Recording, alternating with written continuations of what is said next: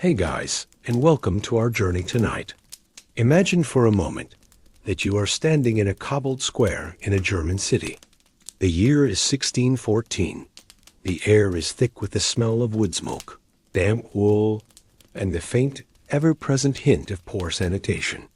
A cold wind whips around the half-timbered buildings, carrying with it whispers of a revolution, not of swords and cannons, but of the mind and spirit. People are passing around flimsy, poorly printed pamphlets, their faces a mixture of awe, suspicion, and fervent hope. They speak of an invisible brotherhood of sages who possess the secrets of the universe, who can cure any disease, and live for centuries, and who are now, finally, ready to reveal themselves and transform the world.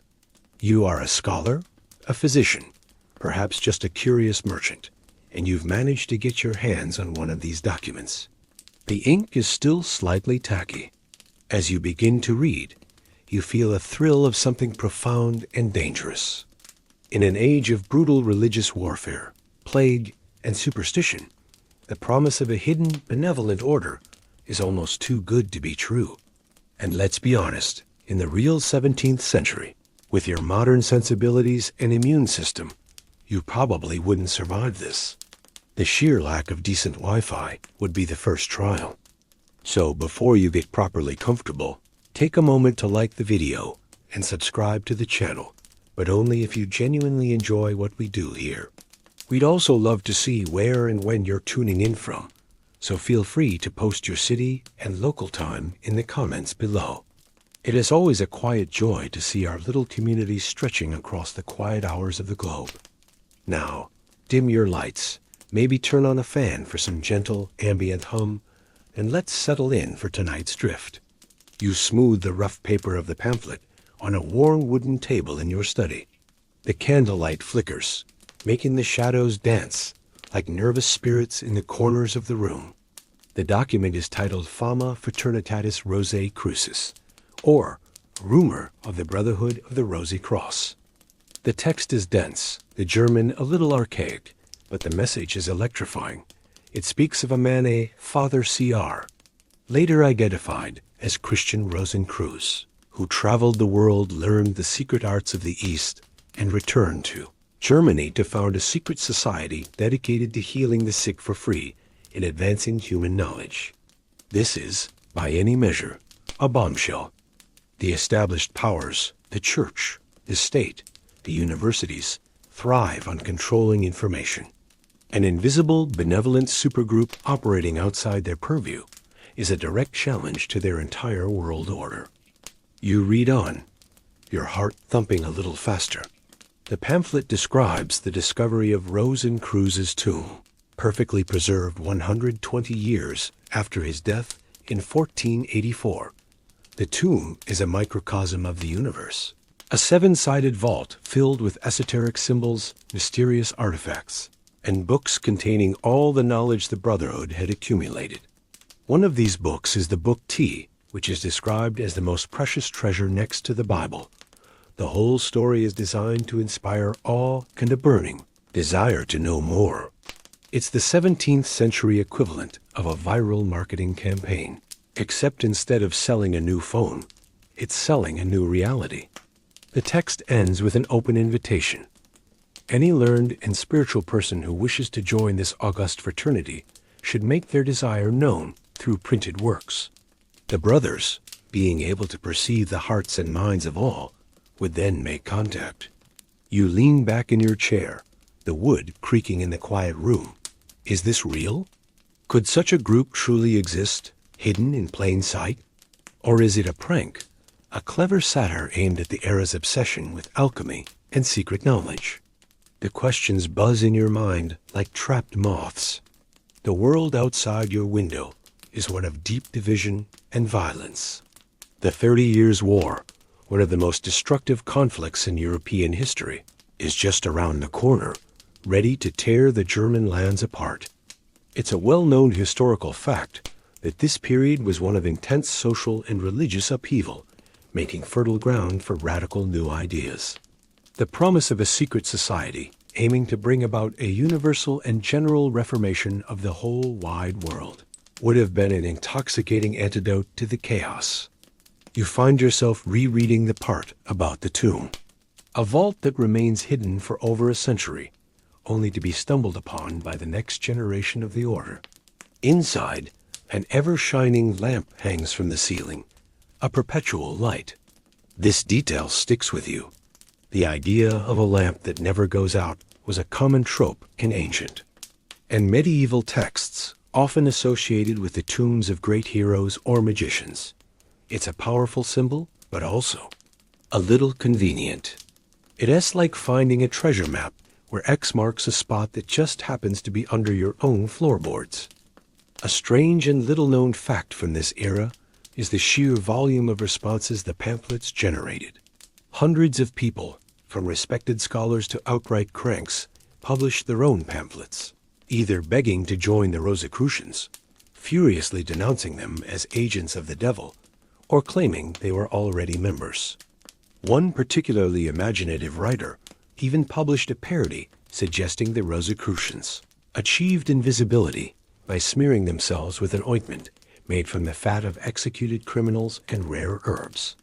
The public imagination was completely captivated.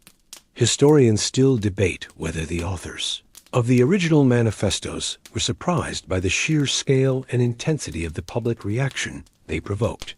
Did they anticipate becoming an overnight sensation?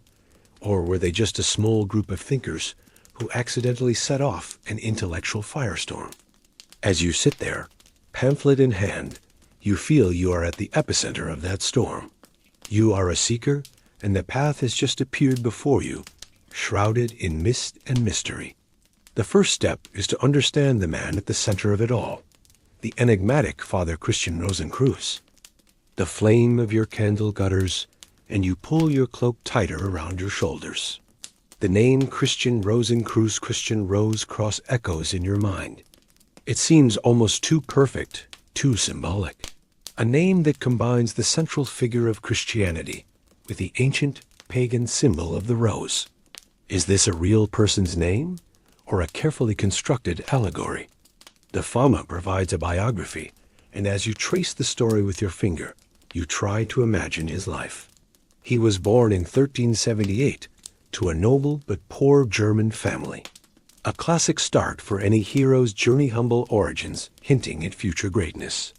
At 16, he begins a pilgrimage to the Holy Land, but his path diverges. In Damascus, he is recognized by wise men who have been expecting him. It's a bit like showing up for a job interview and finding out they've already built you a corner office. They share with him their secrets of Arabian magic, physics, and alchemy. He translates a mysterious book, the Book M, into Latin. From there, his journey takes him to Egypt and then to the mystical city of Fez in Morocco. For a European in this era, this is like traveling to another planet. A common historical fact is that the great intellectual centers of the Islamic world, like Damascus and the scholarly communities in and around places like Fia, were repositories of ancient Greek and Roman knowledge that had been lost to much of Europe during the Dark Ages. They were hubs of mathematics, astronomy, medicine, and philosophy. So the story of Rosicrucian learning from them is entirely fanciful. It grounds his mystical quest in a plausible exchange of knowledge. You imagine him walking through the bustling souk of Fez, the air filled with the scent of spices and tanned leather, absorbing knowledge that would be considered heretical back home. He learns the secrets of communion with what the Fama calls the elementari, nature spirits, and other elemental beings. This is where the story veers from scholarly pursuit into pure magic. After years of study, he returns to Europe, hoping to share his newfound wisdom with the learned men of his time. He wants to create a new synthesis of science, religion, and magic to heal a fractured world. But he is met with ridicule and scorn. The establishment, as it so often does, rejects what it cannot understand or control. Disheartened, he returns to Germany and with a few loyal disciples, founds the Brotherhood of the Rosy Cross. They create a headquarters, the Sanctus Spiritus, and vow to work in secret for over 100 years before their existence is revealed to the world. You pause, looking into the dancing flame. The story is compelling, but it's full of holes you could drive a horse and cart through. The timeline is neat, the symbolism is potent, and the central character is a perfect blend of a Christian pilgrim, an alchemical adept, and a Renaissance magus. It feels less like a biography and more like a beautifully written job description for a spiritual messiah. A strange and little-known fact is that no contemporary record of a Christian Rosicrucian from the 14th or 15th centuries has ever been found outside of the Rosicrucian manifestos themselves. There are no birth records, no university enrollments, no letters, no mentions in the chronicles of the time. He exists only on the page, a ghost woven from ink and desire. This leads to the central, and perhaps unanswerable, question. Historians still debate whether Christian Rosicrucian was a real historical figure whose life was later mythologized, or if he was a purely allegorical invention, from the very beginning a symbol for the true Christian, who has been reborn through mystical knowledge. The latter seems more likely. His name, his story, his perfectly preserved tomb, it all points to a carefully crafted legend designed to inspire, not to be a literal historical account. It's like trying to find proof of King Arthur's tax returns. You're missing the point. The power isn't in the man, but in the myth. You start to feel a creeping sense of unease, but also excitement. If Rosicrucian isn't real, then who wrote this? Who are the real brothers behind the curtain? The text promises that they see all, that they know who is worthy. You find yourself looking over your shoulder into the dark corners of your room. Are they watching you now, judging your thoughts as you ponder their enigma? It's a brilliant psychological trick. It turns every reader into a potential candidate, and every doubt into a part of the test. The manifestos don't just tell a story. They create a state of mind. They make you feel like you are on the verge of a great revelation, that the mundane world is just a veil waiting to be lifted. It has a much more sophisticated recruitment tool than those pop-up ads promising to reveal one weird trick to solve all your problems. The manifestos suggest the trick is real, but you have to become a different kind of person to learn it. And as you sit there, the seeds of that transformation are already being planted. You feel a pull not just to read about the mystery, but to experience it. And as if on cue, another document soon comes into your possession, one that promises just that. A few years have passed. The buzz around the Fama and its companion piece, the Confessio Fraternitatis, has not died down. If anything, it has intensified. Then, a new text appears, published in Strasbourg in 1616. It's different from the others. It's not a proclamation or a history, but a story, an allegorical romance titled The Chemical Wedding of Christian Rosicrucian. You manage to obtain a copy, its pages crisp and smelling of the press. And as you begin to read, the world of your candlelit study begins to melt away. The narrative isn't something you're just reading. It's something you are now experiencing. The story is told from the first-person perspective, Christian Rosicrucian himself, and you slip into his shoes as easily as putting on a familiar coat. It begins on the eve of Easter. You are an old man, Christian Rosicrucian, sitting at your table preparing for your devotions when a furious storm erupts. A beautiful maiden with wings, like an angel or a fey creature, appears and hands you an invitation. It's embossed with a seal across and a rose, and it invites you to a royal wedding. The invitation warns that the path is perilous, and that you must undergo a rigorous examination. If you are found unworthy, the consequences will be dire. It's the sort of event where you really hope the dress code is clearly stated. Despite the danger, you feel compelled to go. You put on a white linen coat, gird your loins with a red ribbon, and place 4 red roses in your hat. Dressed like a contestant on some celestial game show, you begin your journey. The path leads you to a dark forest where you must choose between four paths. It's a classic fairy tale trope, but with alchemical significance. You choose the right one, of course, and eventually arrive at a magnificent castle.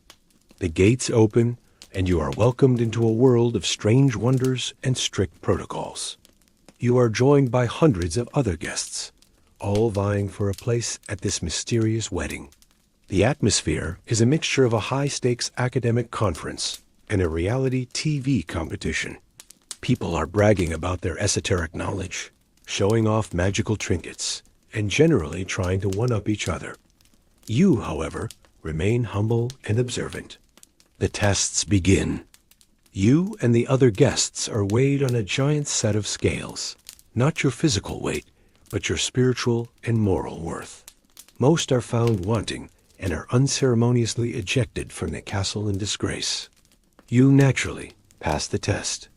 A common historical fact of the time is that alchemy was far more than just a proto-science aimed at creating gold. It was a deeply spiritual and philosophical system. The transmutation of base metals into gold was a metaphor for the purification and perfection of the human soul. The chemical wedding is a masterclass in this kind of spiritual alchemy. The entire story is a roadmap for inner transformation, disguised as a bizarre adventure, or led through 7 days of strange and wondrous events. You witness theatrical plays with deep symbolic meaning. You explore the castle's treasury, filled with impossible objects, like ever-burning lamps and miniature suns. And you are shown the royal sepulchre. The strangest and most unsettling part of the journey comes when the royal bride and groom, along with several other kings and queens, are ceremonially beheaded. It's a shocking turn of events, but you understand it's not literal murder. It is alchemy. It represents the nigredo, the blackening, the stage of dissolution, where the old self must die before it can be reborn. It's like hitting restore to factory settings on your soul. A weird and obscure bit of alchemical lore revolves around the green lion. In many texts, the green lion is a symbol of a raw, corrosive solvent vitriol that devours matter, including the sun, gold, in the first stage of the great work. The beheading in the chemical wedding is a literary equivalent of this green lion phase, a necessary destruction to release the spiritual essence within. After the beheading, you and the other chosen guests are tasked with resurrecting the royals. This involves a complex alchemical process in a high tower, culminating in the creation of 2 homunculi tiny, perfect beings who are the reborn king and queen. You have successfully completed the magnum opus, the great work.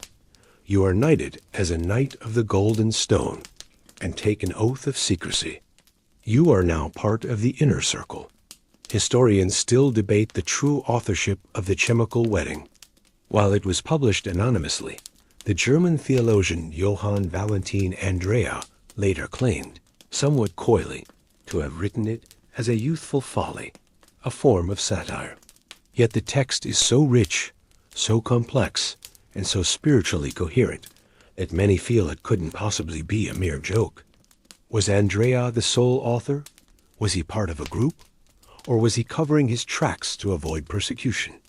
The mystery remains. As the story ends, and you are gently escorted from the castle, you are no longer the same person. The world you return to looks the same, but you see it with new eyes. You have experienced the alchemical wedding within your own soul, and you now understand that the Rosicrucian Brotherhood isn't just a group to be joined, but a state of being to be achieved. The dream of the chemical wedding fades, but its lessons linger, coloring your thoughts like stained glass. You now understand that the Rosicrucians are not just a group of men hiding in a secret clubhouse. They are an invisible college. The term itself is tantalizing. It suggests a network of minds, connected not by physical proximity, but by a shared purpose and a secret knowledge. You start to imagine what it would be like to be a part of such a thing. It's a very different model from the universities and guilds of your time, which are rigid, hierarchical, and often resistant to new ideas. The invisible college, by contrast, is fluid, decentralized, and dedicated to progress. You picture yourself as one of them. Your life on the surface remains unchanged. You are still a doctor, a lawyer, a printer, a scholar. You go about your daily business, interacting with the world. But beneath the surface, you are part of something vast and hidden. You receive coded letters from other brothers across Europe. A package arrives containing a new manuscript on the properties of herbs, or a complex astrological chart predicting a significant celestial alignment. You might meet a fellow member only once in your life, recognizing them not by a secret handshake, but by a particular turn of phrase or a depth of understanding in their eyes. There's a quiet thrill to it, the knowledge that you are a node in a web of light, secretly working to better the world. This idea of an invisible network was revolutionary. A common historical fact is that the early 17th century saw the birth of the modern postal system in many parts of Europe, making regular, long-distance correspondence more reliable than ever before. This technological advance made the concept of an invisible college practically feasible for the first time. Scholars could exchange ideas and discoveries across borders with unprecedented speed, creating a true republic of letters. The Rosicrucian idea simply added a layer of esoteric purpose and secrecy to this existing phenomenon. You imagine your desk, covered not just with bills and local notices, but with correspondence from Prague, from Florence, from London, all part of a grand coordinated effort to advance a secret universal reformation. The work of the college, as described in the manifestos, is twofold. First, the brothers are sworn to heal the sick, and to do so for free. This is a radical act of charity in an age where good medical care was the exclusive privilege of the wealthy. You picture yourself using your secret knowledge to create potent herbal remedies, to set bones with a skill that seems miraculous to your neighbors, or to simply offer comfort and hope where there is none. You don't seek fame or fortune for this work. The service itself is the reward. It's the ultimate non-profit organization. The second, and more ambitious, goal is the advancement of all arts and sciences. The brothers are meant to be constantly learning, experimenting, and sharing their findings with one another. This puts them in direct opposition to the dogmatism of the era.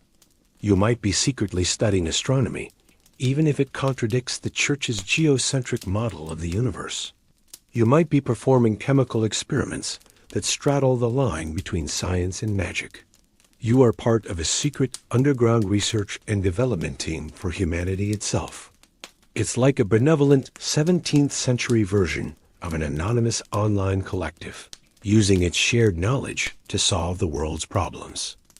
A weird and obscure fact related to this idea of a hidden network comes from the writings of the English polymath John Dee, who, a generation before the Rosicrucian pamphlets, was communicating with what he believed to be angels. These angels, through Dee's scryer Edward Kelly, dictated a complex Enochian language and a system of magic. Dee's angelic conversations can be seen as a precursor to the Rosicrucian idea of receiving secret knowledge from a higher, unseen source. Perhaps the Rosicrucians were simply a more systematized, less overtly supernatural version of what men like Dee were already attempting. But how would such a college truly function? Historians still debate whether the invisible college described in the manifestos ever existed as a formal, organized entity in the 17th century. Was there a real leadership, a real membership role, a secret headquarters like the Sanctus Spiritus? Or was the invisible college more of an ideal, a state of mind? A call for like-minded individuals to simply act as if they were part of such a network? Perhaps the genius of the manifestos was that they didn't need to create a real organization. By planting the idea, they inspired thousands of individuals to pursue knowledge, to question authority, and to correspond with one another, thereby creating a de facto invisible college, a movement without a leader. It's a brilliant, self-fulfilling prophecy. As you ponder this, you realize the power of the idea. It doesn't matter if the college has a physical address. As long as you believe in it and act according to its principles, you are, for all intents and purposes, a member. You are invisible, yes, but you are also part of a grand design, a quiet revolution of the mind that is slowly but surely changing the world from the shadows. You step out of your quiet study and back into the bustling, noisy world. The Rosicrucian manifestos are no longer a private obsession. They are a public phenomenon, a full-blown craze. The pamphlets have been reprinted, translated, and disseminated across Europe. It's the talk of the town, from the royal courts to the back alley taverns.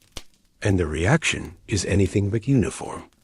You see the world dividing itself into three camps: the fervent believers, the terrified detractors, and the bemused mockers. It's like the internet has arrived 400 years early, and the Rosicrucians are the first viral topic, complete with stands, haters, and meme lords. The believers are easy to spot. They are the hopeful, the discontented, the mystically inclined. You see them in the print shops, eagerly buying up every new pamphlet that claims a connection to the Brotherhood. They write their own responses, publishing open letters filled with flowery prose, pleading to be admitted. Some even claim to have met the brothers, describing mysterious men in black who delivered cryptic messages before vanishing. There's an air of desperate sincerity about them. They see the Rosicrucians as the last, best hope for a world gone mad. They are the ones who truly believe in the promise of a universal reformation. Then there are the detractors. For them, the Rosicrucians are not a hope, but a threat. From the pulpits, priests and pastors thunder against the godless fraternity. They are accused of heresy, of practicing black magic, of being in league with the devil. Their invisibility is not a sign of humility, but of sinister intent. Why would they hide if their work was truly of God? Their promise to heal the sick for free is seen as a way to lure in the desperate and steal their souls.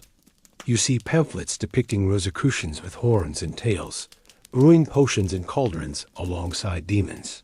A common historical fact is that the early 17th century was the peak of the European witch hunts. The fear of secret, heretical societies was very real, and it was a dangerous time to be accused of practicing any kind of unconventional magic or spirituality. The Rosicrucians, by their very nature, were playing with fire.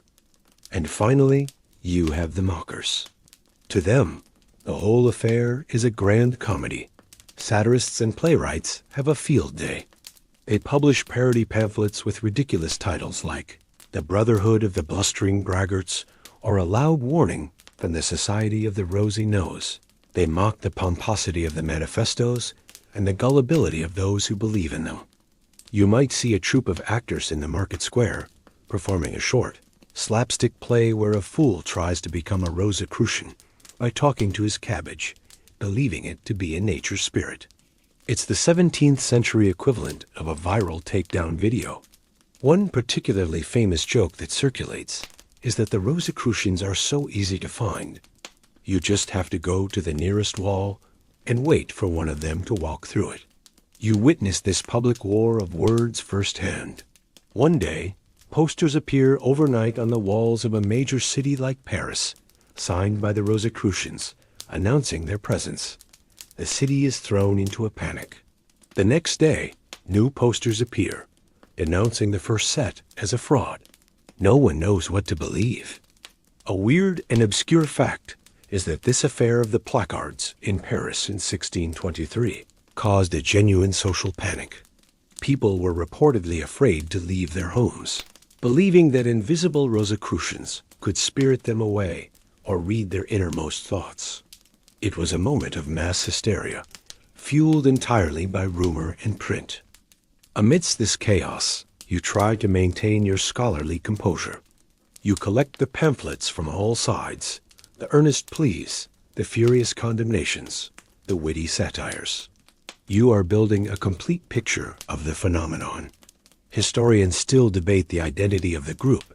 At the University of Tübingen, who are the most likely candidates for authoring the original manifestos. This Tübingen Circle, led by the aforementioned Johann Valentin Andrea, was a group of idealistic young Lutheran theologians and scholars interested in Hermeticism, alchemy, and social reform. Was their intention to truly found a secret society, or was it, as Andrea later claimed, a ludibrium, a playful exercise designed to provoke a debate about the state of science, religion, and society? If it was a joke, it was one with profound consequences. It tapped into the deepest hopes and fears of an age. It was a mirror held up to society, and what it reflected was a world desperate for meaning, terrified of the unknown, and quick to both believe and to ridicule. You see a man on a street corner, shouting that he has deciphered the secret location of the Sanctus Spiritus from a passage in the Bible. A few feet away, another man is selling an anti-Rosicrucian charm to ward off their invisible influence. You are living through a moment of collective madness and revelation. And somewhere in the midst of it all, a brilliant and methodical mind, a man who would help define the future of Western thought, is also watching, listening, and wondering. He, too, is searching for the brothers of the Rosy Cross. The Rosicrucian fever has drawn the attention of some of the greatest minds in Europe. And now, you find yourself walking in the footsteps of one of them, the French philosopher, mathematician, and scientist, René Descartes. It is the early 1620s. You are with him in your imagination as he travels through a Germany ravaged by the early stages of the 30 Years' War. Descartes is a young man, but his mind is already a razor, cutting through the superstition and dogma of the age. He is the man who will eventually build his entire philosophy on the foundation of radical doubt, famously concluding, "I think, therefore I am." But at this moment, he is intrigued. The Rosicrucian promise of a new science, of a universal method for acquiring knowledge, resonates with his own intellectual ambitions. You follow him from city to city. The landscape is one of devastation. Villages are burned, fields lie fallow, and refugees crowd the roads. Amidst this chaos, the idea of a secret society dedicated to restoring order and advancing knowledge is more appealing than ever. Descartes isn't a gullible man. He is a rationalist. He wants evidence. He isn't looking for magical wonders. He's looking for fellow intellectuals, for the real men behind the invisible college. He hears the rumors, reads the pamphlets, and talks to the scholars, alchemists, and mystics who claim to have knowledge of the Brotherhood. You are there with him in the taverns and libraries of Frankfurt, Nuremberg, and Ulm. He is a methodical investigator. He applies his own developing scientific method to the problem. First, he analyzes the content of the manifestos. He notes their call for a reformation of the sciences, an idea he finds deeply compelling. A common historical fact is that Descartes was a pivotal figure in the scientific revolution, developing analytical geometry and advocating for a mechanistic view of the universe. His own life's work was, in a sense, a universal reformation of philosophy and science. He must have seen the Rosicrucians as potential, if eccentric, allies in this project. You watch as he seeks out the key figures in the movement, the people, who wrote the endless stream of pro- and anti-Rosicrucian literature. He questions them, listens to their theories, and assesses their credibility. But every lead goes cold. Every self-proclaimed Rosicrucian turns out to be a fraud or a fool. Every secret is just another rumor. The Brotherhood remains stubbornly, frustratingly invisible. It's like trying to find the administrator of a pseudonymous account on a modern internet forum. The system is designed to protect their identity. There's a famous story, a weird and obscure fact about Descartes during this period. While staying in the small town of Ulm, he had a series of powerful, vivid dreams on the night of November 10th, 1619. In these dreams, he was visited by a spirit of truth and was shown a vision of a new unified science. This dream experience was so profound that it set the course for the rest of his intellectual life. It's a fascinating coincidence that at the very time he was searching for a secret society that promised a new form of knowledge revealed through mystical means, he had his own personal dream-based revelation. It's as if, unable to find the Rosicrucians, his own subconscious decided to do the job for him. After years of searching, Descartes eventually reaches a conclusion. He returns to Paris, where the affair of the placards is in full swing, and declares to his friends that he has searched all over Germany for the Rosicrucians and has found no evidence of their existence as a formal society. He concludes that they are, as the name suggests, invisible and intangible. He moves on, focusing on his own work, building his own system of thought that will change the world far more profoundly than any secret society ever could. But the question of his true opinion lingers. Historians still debate whether Descartes' public dismissal of the Rosicrucians was his final word on the matter, or if it was a clever way to distance himself from a controversial and potentially dangerous movement.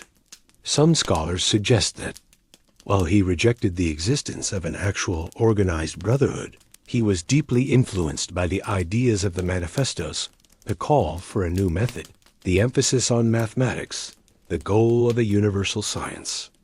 Perhaps he saw the Rosicrucian project not as a failure, but as a flawed and fantastical expression of the very intellectual revolution he himself was leading.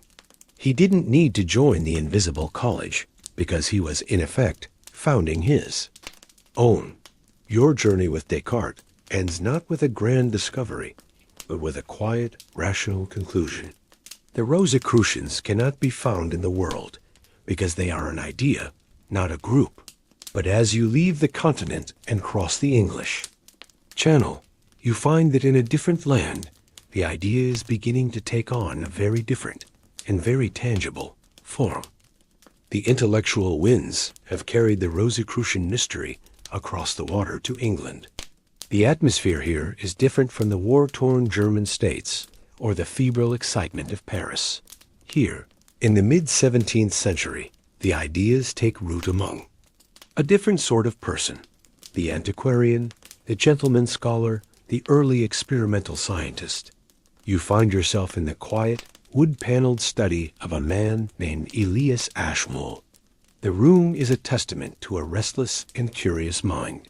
It is filled with books on heraldry, astrology, and history, alongside display cases containing ancient coins, strange botanical specimens, and alchemical equipment.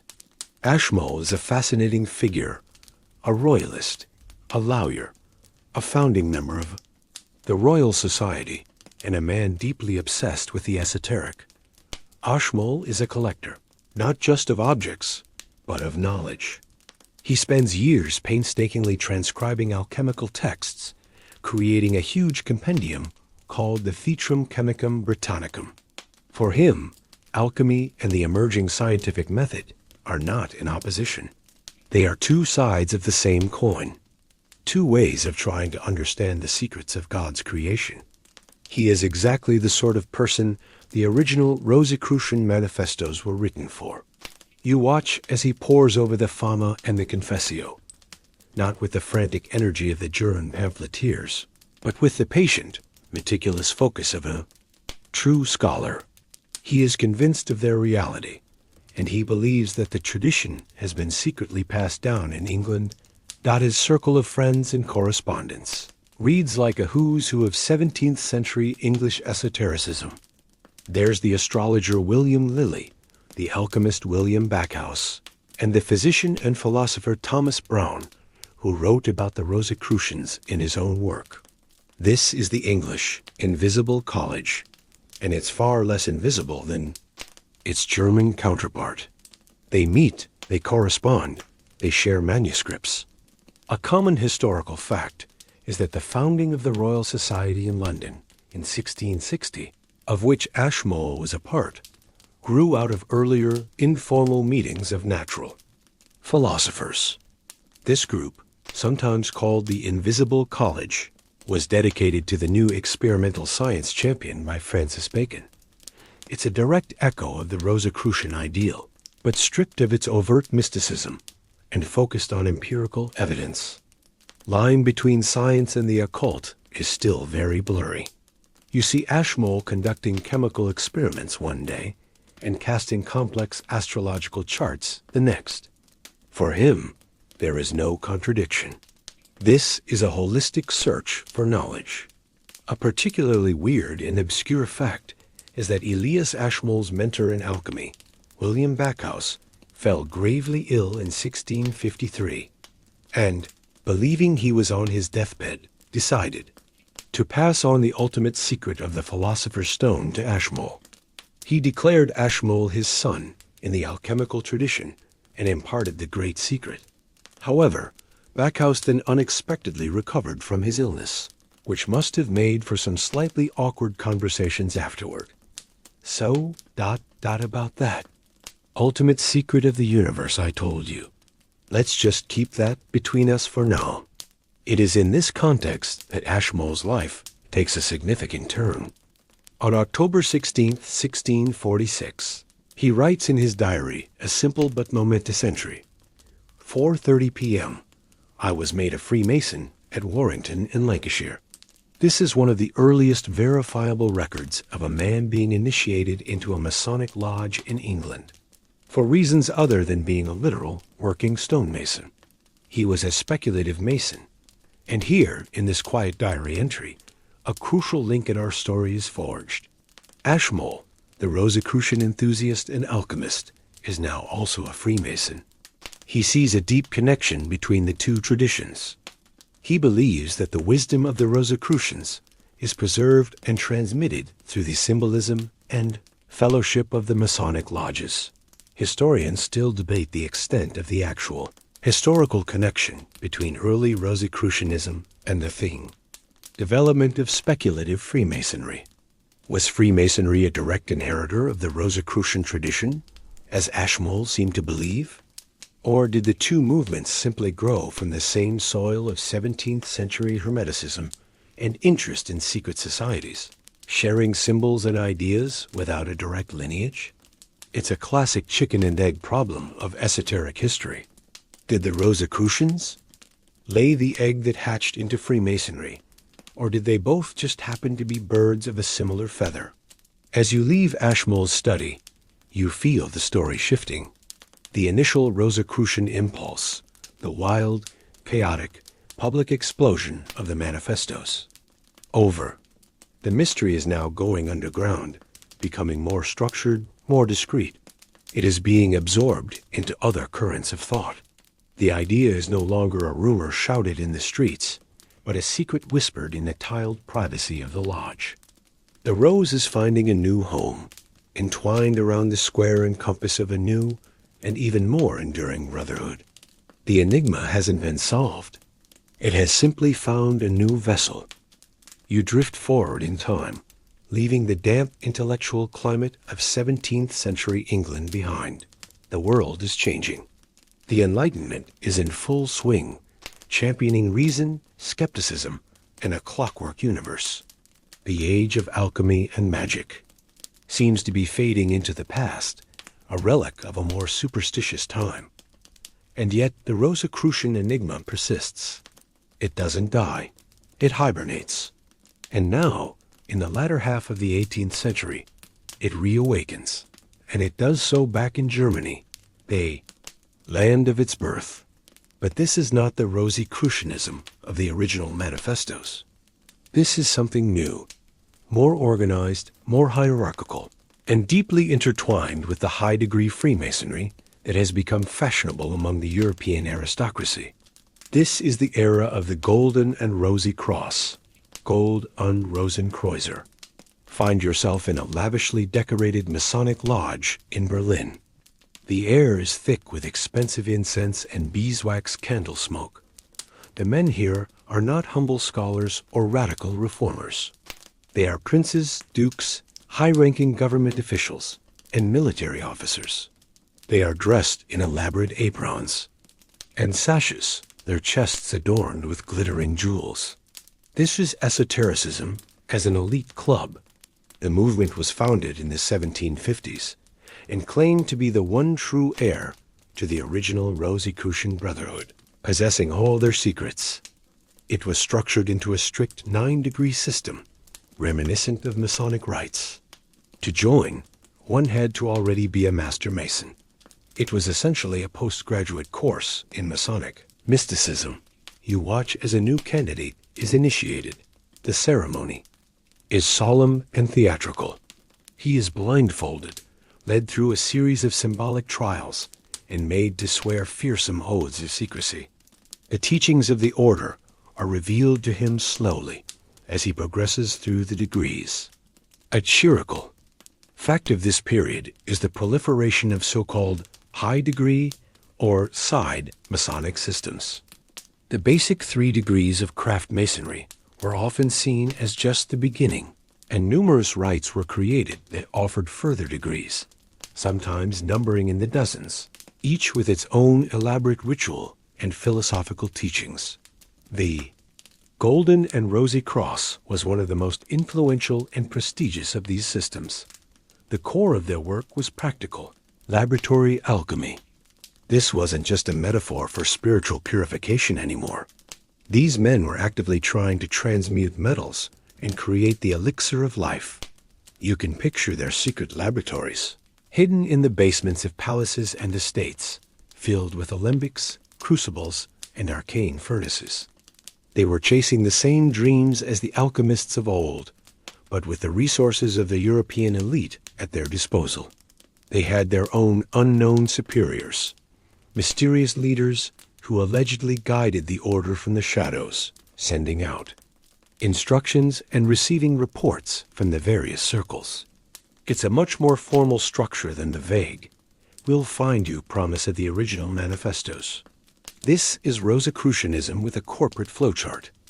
A weird and obscure fact is the immense political influence the order briefly achieved.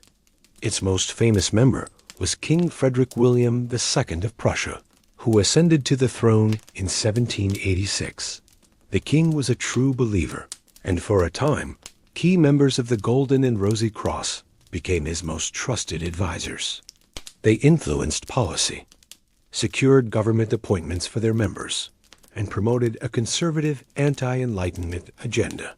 For a few short years, this secret alchemical society was one of the most powerful political forces in a major European state. It's a historical anomaly, a kingdom being run, in part, based on instructions from supposed unknown superiors. Imagine a modern world leader making policy decisions based on directives from a secret society dedicated to finding the philosopher's stone. The think pieces would be spectacular.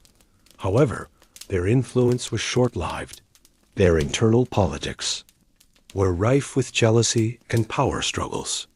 Their grand promises of alchemical success failed to materialize, and their opposition to the Enlightenment eventually put them on the wrong side of history.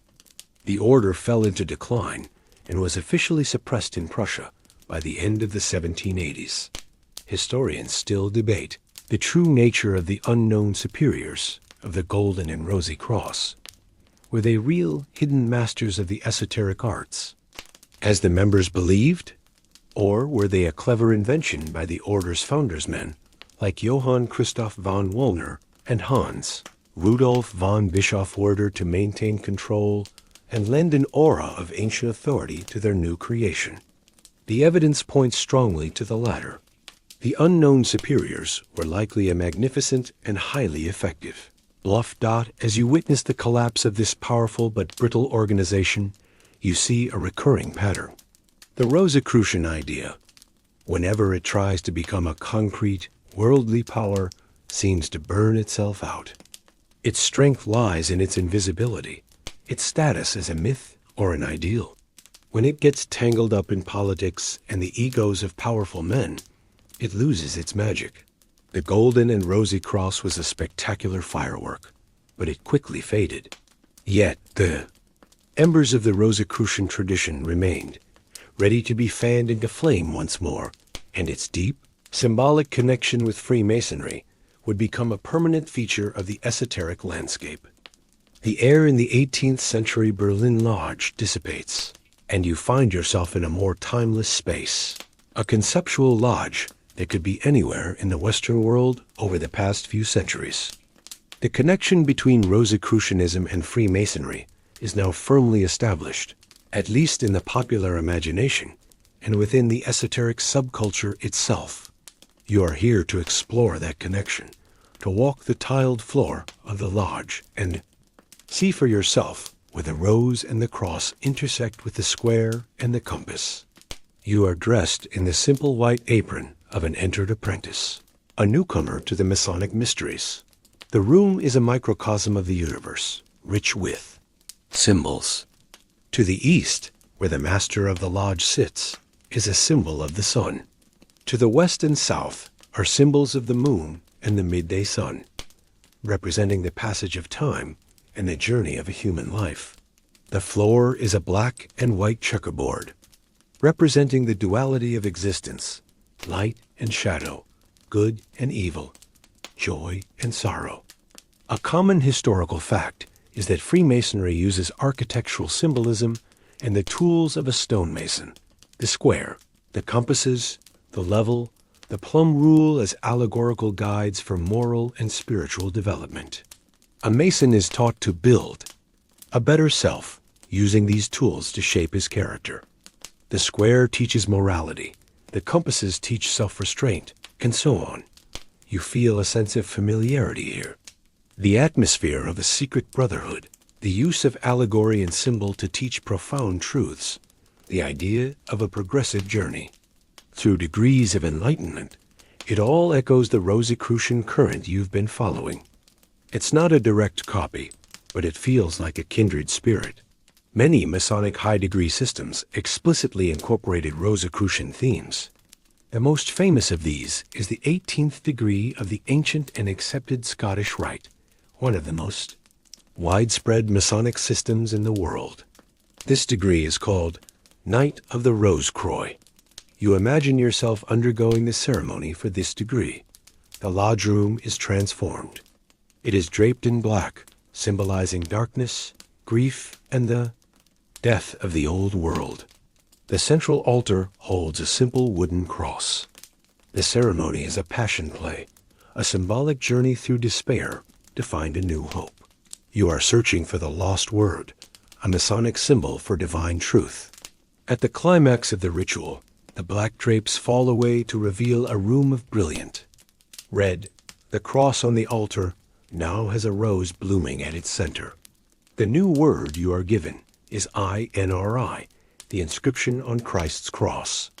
But here it is reinterpreted through an alchemical lens. Igni natura renovator integra. By fire, nature is renewed whole. It is a perfect fusion of Christian mysticism and alchemical philosophy, the very heart of the Rosicrucian message. It's easy to see why men like Elias Ashmole saw the two traditions as one. They share a common vocabulary of light, darkness, death, and rebirth.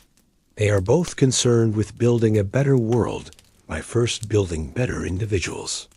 A weird and obscure fact in Masonic history is the existence of the ancient and primitive rite of Memphis Misraim, a sprawling and complex system of 99 degrees that fully absorbed Egyptian, alchemical, Gnostic, and Rosicrucian symbolism. Represents the ultimate fusion of nearly every Western esoteric tradition under a Masonic umbrella. It's like the all-you-can-eat buffet of secret societies. But are they truly the same? Historians still debate the precise nature of the influence. Was Rosicrucianism a parent of Freemasonry, or more like a godparent? A direct lineage is almost impossible to prove. What is more certain is that the Rosicrucian manifestos of the early 17th century created an intellectual and cultural environment in which an organization like speculative Freemasonry could flourish. The manifestos popularized the idea of a secret, benevolent brotherhood dedicated to self-improvement and the betterment of humanity. When speculative Freemasonry began to emerge a few decades later, the ground was already prepared. Men were already looking for something just like it. So, Perhaps it's not a matter of direct descent, but of shared DNA. They are two different branches on the same ancient tree of Western esotericism. You look around the symbolic lodge one. Last time, you see the tools of the builder and the symbols of the alchemist, side by side. You realize that both are trying to answer the same fundamental questions. How do we perfect ourselves? How do we find meaning in a chaotic world? How do we build a temple, whether of stone or of spirit, that is worthy of the divine? The rose and the cross have not replaced the square and compass, nor have they been replaced by them. Instead, they have become part of a larger symbolic tapestry, a rich and complex language for the perennial human quest for light.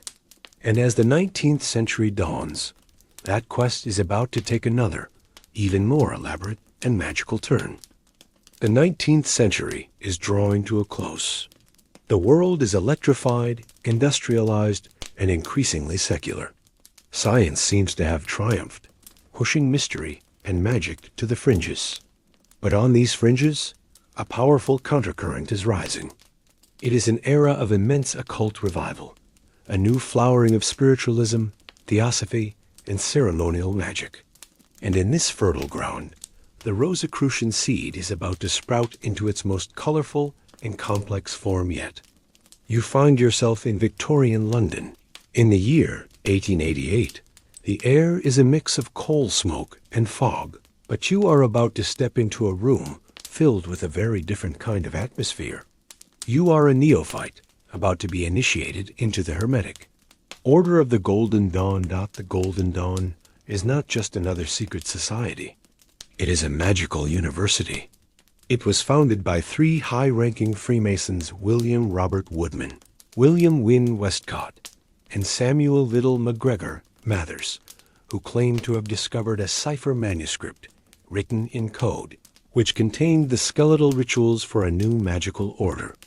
They also claimed to be in contact with a secret chief in Germany, a Fräulein Anna Sprengel, who authorized them to establish the order in England.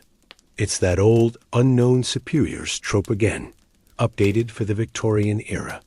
It seems every esoteric order needs a mysterious, long-distance manager to give it legitimacy.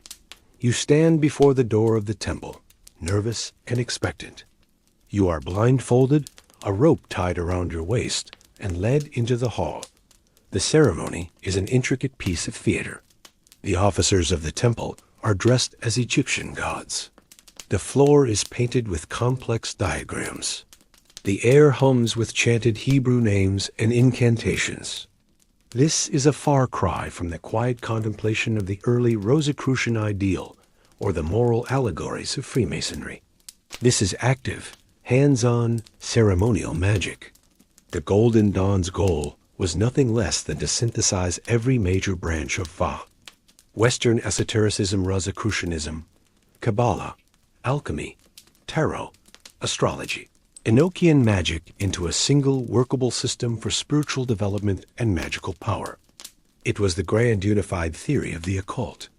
A common historical fact is that the Golden Dawn attracted an astonishing number of influential figures from the artistic and literary world of its time. Its members included the poet W.B. Yeats, the actress Florence Farr, the author Arthur Mahan, and most notoriously, the occultist Aleister Crowley. It was a crucible of late Victorian creative and spiritual life. You can imagine attending a lodge meeting and having a casual chat about scrying techniques with the man who would go on to win the Nobel Prize in Literature. As you progress through the degrees of the outer order, you are taught the basics of the system, the Hebrew alphabet, the Kabbalistic tree of life, the elements of astrology and tarot. It's a rigorous academic curriculum.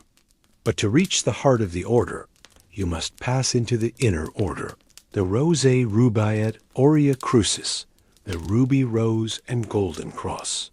This is the Rosicrucian core of the Golden Dawn.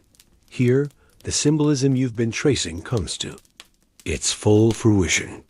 You are taught the secrets of practical alchemy, of astral projection, of communication with spiritual beings. A weird and obscure fact about the Golden Dawn's inner order is the complexity of its magical implements. Each member had to create their own set of tools: a wand, a cup, a dagger, and a pentacle, each meticulously painted with the correct divine names and symbols corresponding to their own personal astrological chart. It was the ultimate in bespoke magical technology. Historians still debate the authenticity of the Golden Dawn's founding documents and spiritual lineage. Was the cipher manuscript a genuine ancient document, or was it a clever 19th century creation by Westcott or Mathers? Was Anna Sprengel a real German adept, or a complete fabrication to lend the order an air of Rosicrucian apostolic succession? Most modern scholars lean towards the latter on both counts. But in a way, it doesn't matter. The system they created, regardless of its origins, was potent and transformative for its members. It became arguably the single most influential occult organization of the past 2 centuries, shaping the majority of modern Wicca, Thelema, and Western magic. You have reached the inner sanctum. You have learned to see the world as a complex web of symbols and correspondences. You understand how the rose and cross relate to the 10 spheres of the tree of life, how the planets influence the alchemical metals, how the tarot cards map out the journey of the soul. The original Rosicrucian dream of a universal synthesis of all knowledge has been reborn, not as a social reformation, but as a curriculum for personal magical attainment. But like so many of its predecessors, the Golden Dawn was not immune to the pressures of human ego. Power struggles between its leaders, particularly Mathers, Westcott, and later Crowley, would tear the order apart within 2 decades of its founding. The Golden Dawn burned brightly and then shattered, but its shards would become the seeds for countless magical orders to come. The rose had bloomed in spectacular fashion, and its petals were about to scatter across the 20th century. You pull back from the intricate rituals of the Golden Dawn, from the politics of the Golden and Rosy Cross, from the public fervor of the 17th century. You need a moment of quiet, a chance to focus not on the people or the movements, but on the central enduring symbol itself, the rose and the cross. It's an image that has haunted this entire journey, a simple yet profound hieroglyph that seems to contain worlds within it. You find yourself in a silent, imaginal space, a meditation chamber of the mind. Before you, the symbol manifests. A simple cross, and at its center, where the 2 beams meet, a single blooming rose. Let's start with the cross. Long before it was the primary symbol of Christianity, the cross was a universal archetypal symbol. It is the meeting point of 2 lines, a point of synthesis. It represents the 4 cardinal directions, the 4 classical elements: earth, air, fire, water, the intersection of the horizontal and the vertical. The horizontal beam is the plane of the world, of time, of matter, of human life as it unfolds from birth to death. The vertical beam is the axis of the spirit, the connection between the heavens and the earth, the path of aspiration towards the divine. The cross is the symbol of humanity itself, caught at the intersection of matter and spirit, time and eternity. It also represents struggle, sacrifice, and the burden of earthly existence. It is the structure upon which the great work of transformation must take place. A common historical fact is that the crucifix, a cross bearing the image of Christ, only became a widespread Christian symbol many centuries after the fact. Early Christians often preferred other symbols like the fish, the ichthys, or the chi-rho monogram.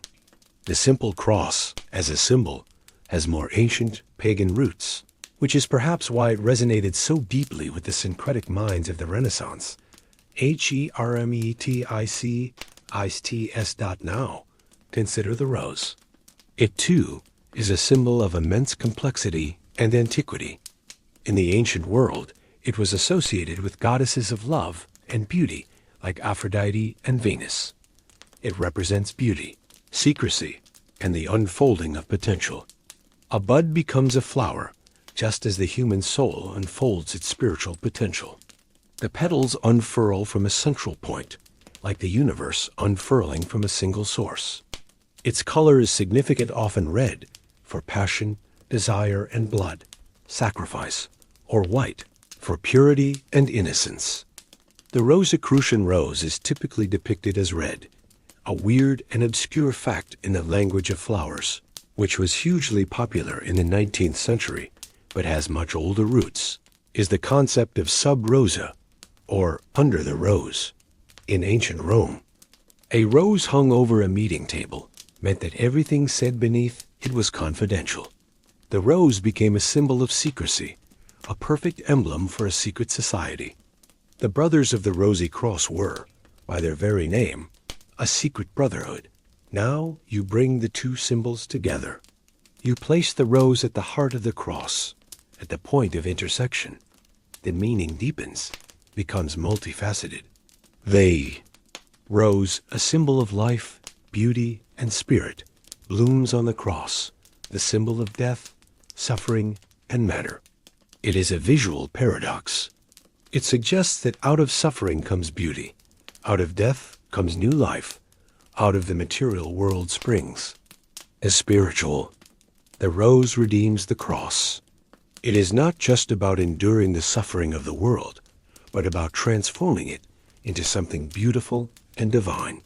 It is a symbol of resurrection and rebirth, achieved not by an external savior, but through an internal alchemical process. The heart of the seeker, the rose, opens up at the center of their worldly experience, the cross. Historians still debate the precise origin of this specific combination of symbols.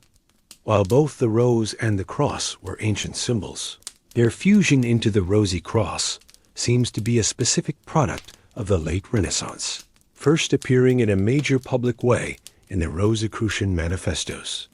Was it the invention of Johann Valentin Andrea and his circle, based on their family crest, which featured a St. Andrew's cross and 4 roses? Or does it have a deeper, hidden lineage, perhaps from the medieval Knights Templar, as some esoteric traditions claim, though with little historical evidence? You meditate on the image. You see the cross as your own body, your life in this world. You see the rose as your spiritual heart, your soul.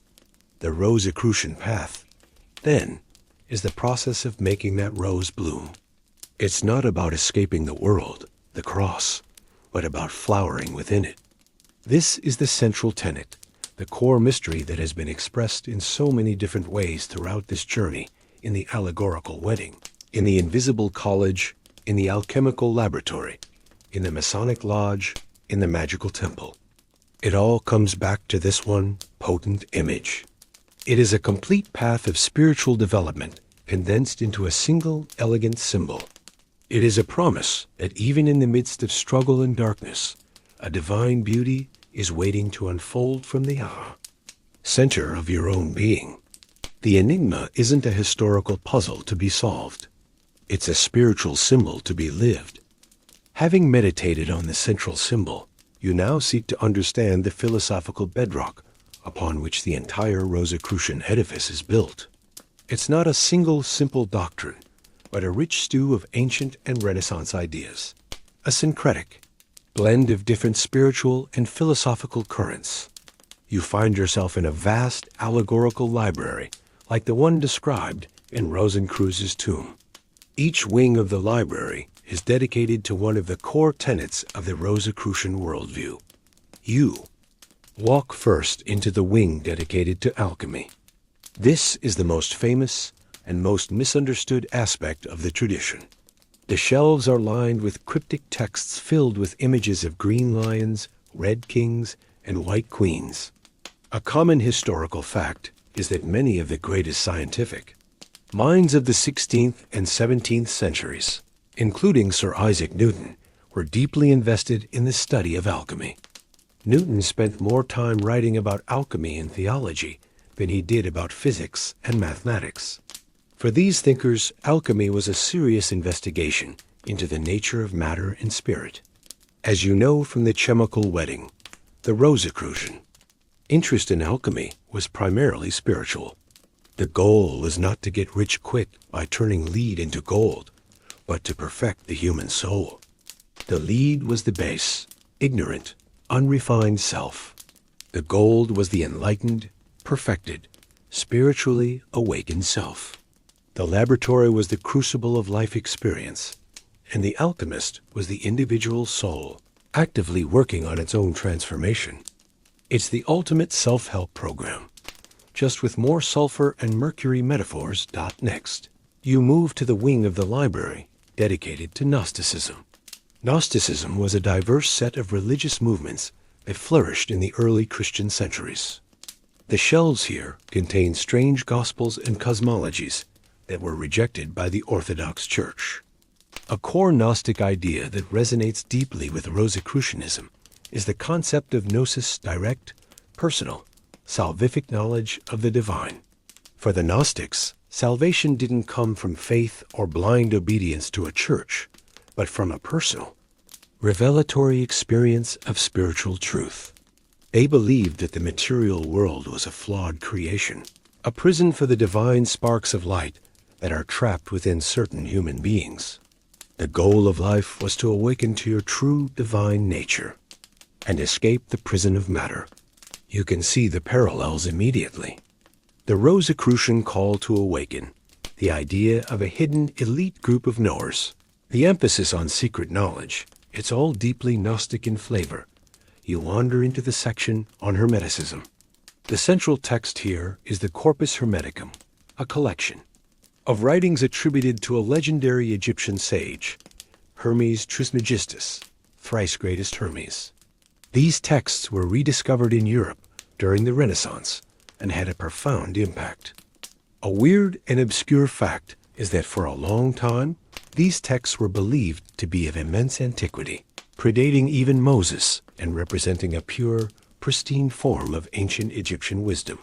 It was only in 1614, the same year the Fama was published, that the scholar Isaac Casaubon proved they were actually written much later, in the early centuries AD. But by then, their influence was unstoppable. The most famous Hermetic maxim, as above, so below, is the key to this worldview. It means that the universe is a single, interconnected whole, and that humanity is a microcosm, a small-scale reflection of the macrocosm, the greater universe. To understand yourself is to understand the universe, and vice versa.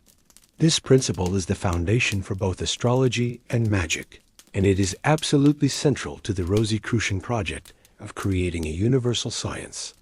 Finally, you visit the wing dedicated to Kabbalah, or more specifically, Christian Kabbalah. The shelves are filled with diagrams of the Tree of Life. Kabbalah is a school of Jewish mysticism that developed a complex cosmology and methods for understanding the nature of God and the path of return to the divine. During the Renaissance, Christian scholars like Pico della Mirandola adapted these Jewish mystical ideas into a Christian framework. They saw the Kabbalah as a way to unlock the hidden mystical secrets of the Old Testament and prove the truths of Christianity.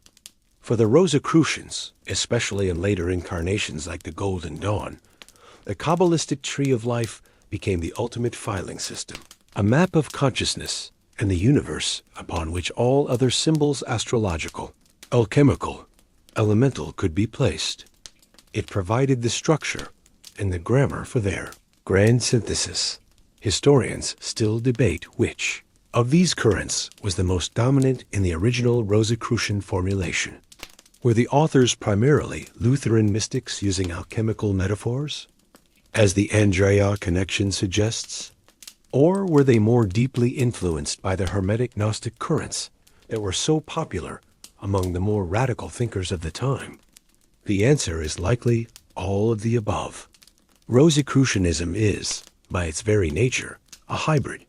It doesn't demand allegiance to a single creed. Instead, it invites you to study them all, to find the golden thread of truth that runs through them. As You stand in the center of this great library. You see how the pieces fit together. Alchemy provides the process of transformation. Gnosticism provides the goal of liberation through knowledge. Hermeticism provides the cosmological framework, and Kabbalah provides the detailed map. Together, they form a complete and powerful system for the universal and general reformation of the individual soul. The mists of history part, and you find yourself propelled forward into a world that is both familiar and strange. You have left the 19th century behind and arrived in the 20th, and even the early 21st. The world is one of mass media, global communication, and a marketplace of spiritual ideas. What becomes of a secret society in an age where there are no secrets? The Rosicrucian enigma does not vanish. It adapts, it modernizes, it incorporates. You are now a seeker in the modern world, and your introduction to the Rosicrucians doesn't come from a rare pamphlet or a secret initiation, but from an advertisement in the back of a magazine or a well-designed website. You are sitting in your comfortable chair, browsing the internet. You come across the website for a MORC, the Ancient and Mystical Order Rosicrucians. This is arguably the largest and most visible Rosicrucian organization in the world today. Its headquarters, Rosicrucian Park, is a sprawling campus in San Jose, California, complete with an Egyptian museum, a temple, a planetarium, and a research library. This is a long way from the hidden, invisible college of the 17th century. This is Rosicrucianism with a visitor center and a gift shop. AMORC was founded in 1915 in New York City by H. Spencer Lewis. Lewis was a fascinating figure, an artist and advertising man with a deep interest in the occult. He claimed to have traveled to France and been initiated into the true Rosicrucian lineage in Toulouse, and was given the mission to re-establish the order in America. It's the classic story of apostolic succession, the passing of the torch, which you've seen time and time again on this journey. Whether you believe Lewis's story or not, there is no denying the success of the organization he built. You decide to join. The process is simple. You fill out a form online, pay a modest fee, and soon, your first set of monographs arrives in the mail, or more likely today, as a PDF download. This is the great innovation of a MORC, Rosicrucianism by Correspondence course. The secret teachings are no longer whispered in a tiled lodge or a secret laboratory. They are delivered to your home in weekly lessons. You read them in the privacy of your own study, your home sanctum. The lessons cover a vast range of topics: metaphysics, mysticism, psychic development, hermetic philosophy, the nature of consciousness, and practical techniques for visualization and meditation. It is a systematized, accessible, step-by-step curriculum for self-improvement. A common historical fact is that the early 20th century was the golden age of mail-order courses and self-improvement societies in America, from Charles Atlas bodybuilding to Pelmanism for memory training. H. Spencer Lewis brilliantly applied this modern business model to the ancient esoteric tradition. You set up your home sanctum as instructed, with 2 candles and a mirror on a small table. You practice the breathing exercises and mental affirmations. The teachings are a blend of the traditional tenets you've explored: Hermeticism, the microcosm-macrocosm, the power of mind, but translated into modern, psychological, and scientific sounding language. There is less emphasis on overt magic or complex ceremony, and more on personal development, health, and well-being. It's a kinder, gentler Rosicrucianism for the modern age. It's less about turning lead into gold and more about turning a stressful life into a peaceful one. Weird and obscure fact about H. Spencer Lewis, an early AMORC, is his flair for the dramatic and his use of technology. He conducted celestial attunements over the radio, where he would broadcast periods of silent, focused thought to his thousands of members, who would tune in and meditate along with him. He also claimed to have a cosmic vault in his office that allowed him to communicate with the disembodied consciousnesses of past masters. It was a unique blend of ancient mysticism and 20th century showmanship that, of course. MORC is not the only modern Rosicrucian group. There are many others, each with its own lineage, focus, and teaching style. There's the Fraternitas Rosicrucis, which claims a more direct lineage from the German revivals, and various smaller orders that splintered from the Golden Dawn. The Rosicrucian brand is a bit like Christianity or Buddhism at this point, not a single organization, but a family of related traditions. Historians still debate the legitimacy of the historical claims made by these modern orders. Do groups like a MORC represent a genuine, unbroken transmission of ancient Rosicrucian wisdom, as they claim? Or are they revivals, modern reconstructions? Based on the available historical texts and the inspiration of their founders? Most academic historians favor the revival theory, seeing these groups as products of the 20th century occult boom, rather than direct descendants of the 17th century Brotherhood. But as you sit in your home sanctum, reading your weekly monograph, the question of historical lineage feels secondary. The power of the system is in its practice. You are still engaged in the same fundamental work, the general reformation of the self. The delivery method has changed, from a rare pamphlet to a PDF, from a secret lodge to your own living room. But the core promise remains the same. The modern Rosicrucian order has democratized the enigma, making its teachings available to anyone, with a sincere desire to learn and an internet connection. The Invisible College is now online. You have traveled through centuries, followed the trail through pamphlets, lodges, and magical orders. You have seen the Rosicrucian idea shapeshift and adapt to every era. Now, it is time to take a step back, to remove yourself from the stream of the story and ascend to a high vantage point. From here, you must confront the most persistent, most rational, and in some ways, most tantalizing explanation for the entire phenomenon, the hoax theory. What if the whole thing, from the very beginning, was an elaborate joke? A magnificent, high-minded, intellectual prank played on the whole of Europe? You return in your mind to that small circle of brilliant, idealistic young men at the University of Tübingen in the early 1600s, centered around the clever and creative Johann Valentin Andrea. They are watching the world around them. They see a society obsessed with superstition, clinging to outdated dogma. They see alchemists promising to make gold for gullible princes, and religious fanatics tearing the continent apart. They are reformers at heart, but they know that a direct call for change will be ignored or suppressed. So they devise a plan, a work of fiction, a ludibrium, a playful thing, as Andrea would later call it. Their plan is ingenious. They won't write a dry academic treatise. Instead, they will create a myth. They invent a charismatic founder, Christian Rosicrucian, giving him the perfect symbolic name and a hero's journey for a biography.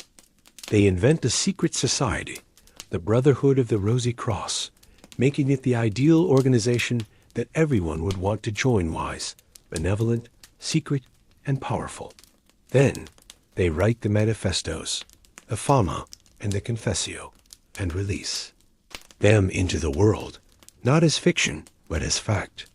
It's a form of performance art, a piece of guerrilla theater on a continental scale. They don't have to build an actual secret society. They just have to convince the world that one exists. The modern equivalent might be creating a fake online movement with a few convincing websites and social media profiles, and then watching it take on a life of its own. Their goal, in this interpretation, was not to deceive for deception's sake. It was satirical and didactic.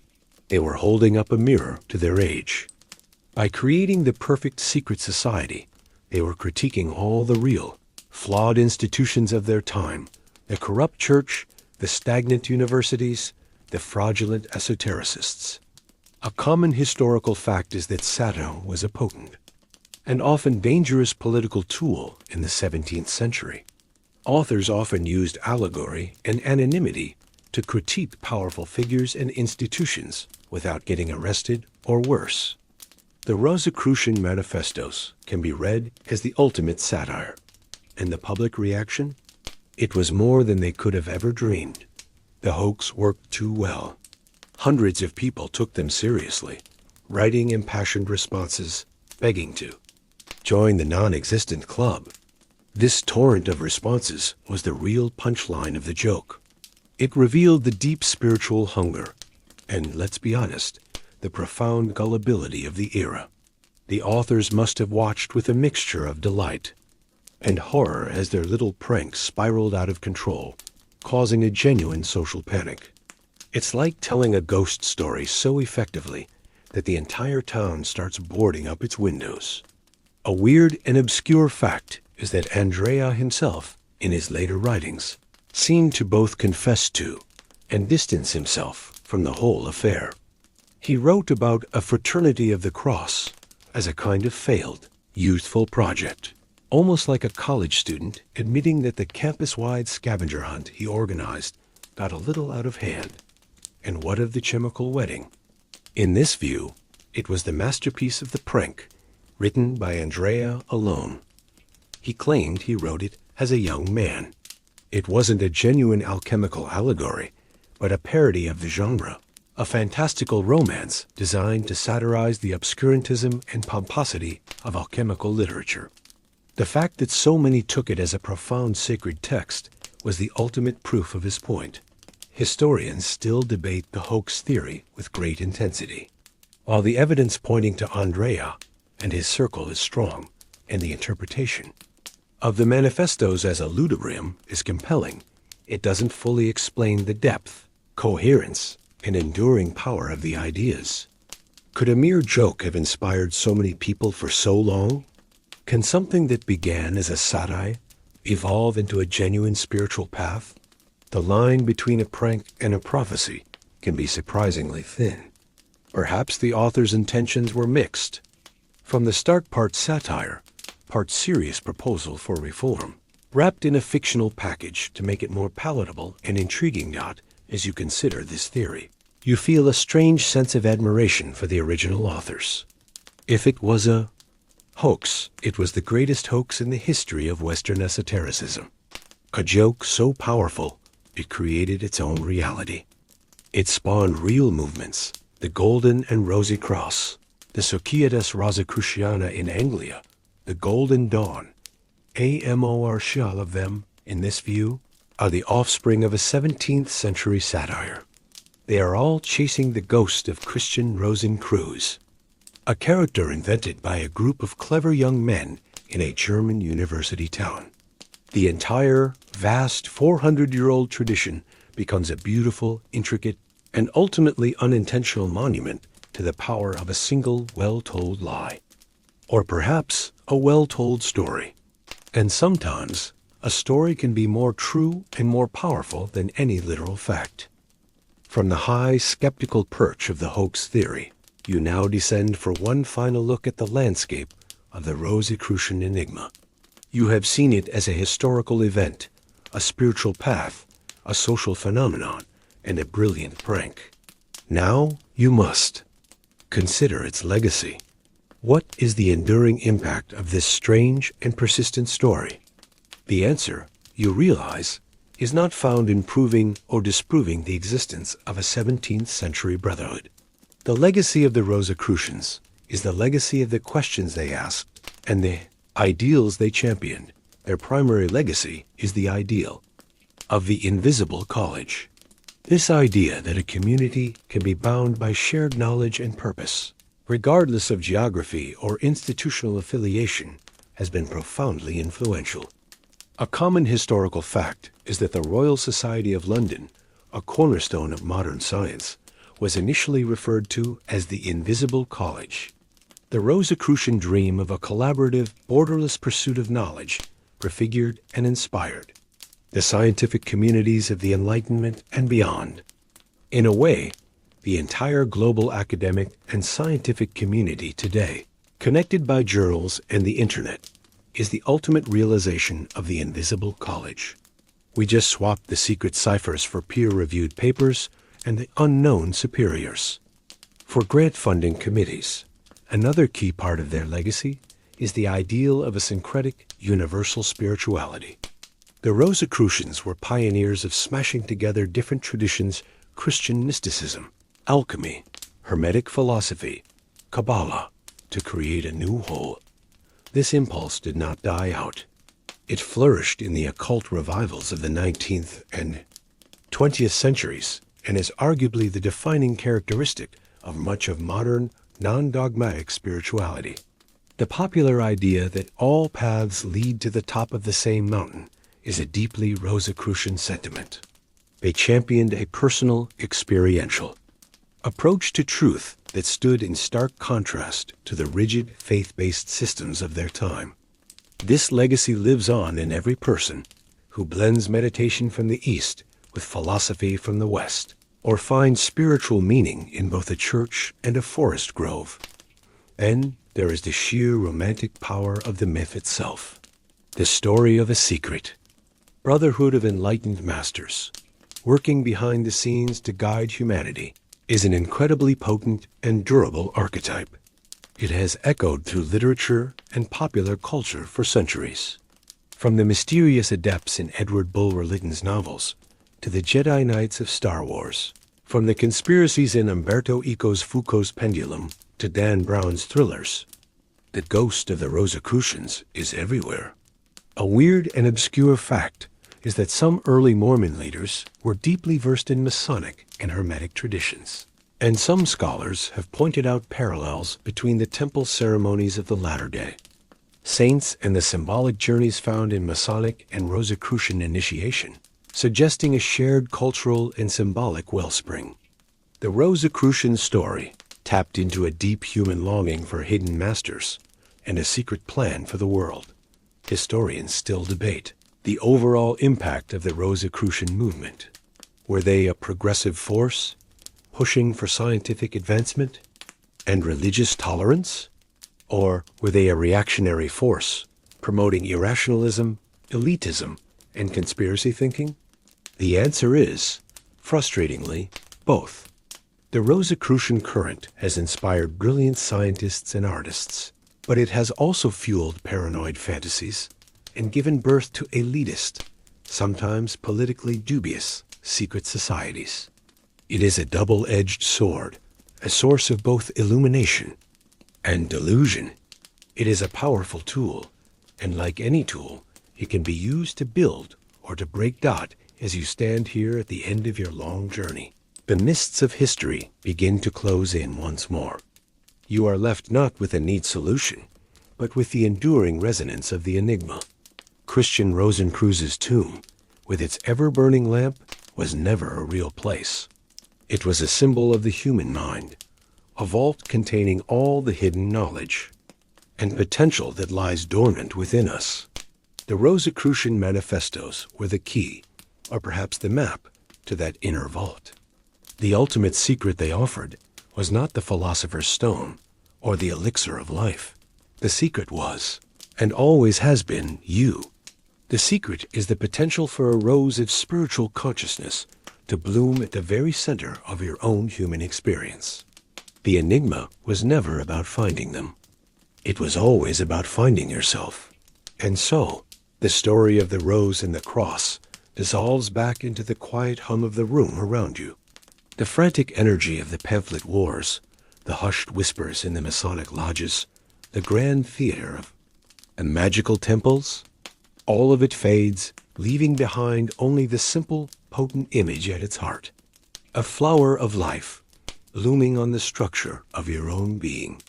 The journey through the enigma is over, and now all that is left is the gentle drift into your own quiet space, your own inner sanctum. The need to search and to question can fall away now, replaced by a simple, restful awareness. Your breathing deepens, each breath a soft wave, washing over the shores of your consciousness. The weight of the day, the weight of all these histories and mysteries, simply lifts, floating away like a single red petal on a gentle breeze. There are no more doors to unlock, no more secrets to uncover. There is only the stillness of this moment, the comfort of your bed, and the profound peace of letting go. As your awareness softens and blurs at the edges, you can allow yourself to sink down into the deep, restorative darkness of sleep. The final mystery is the one that comes. Every night, the gentle surrender to the invisible world of dreams.